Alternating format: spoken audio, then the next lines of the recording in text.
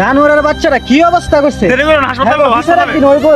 আমার হাসপাতালে লাগতো না ভাই, আমার বাসায় আমার বাসায় যাও।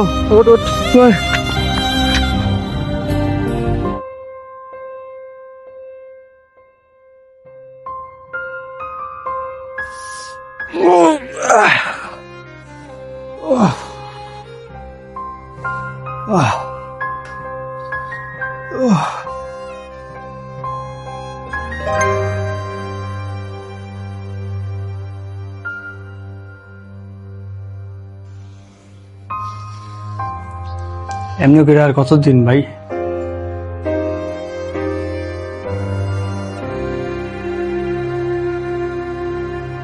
ওরা কাগজগুলো ছিঁড়া ফেলছে।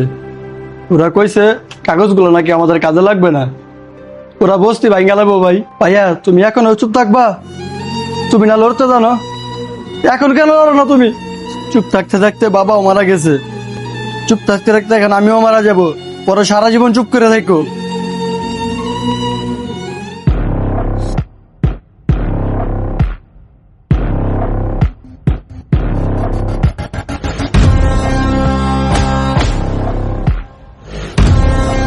কই যাইতেছো ভাই?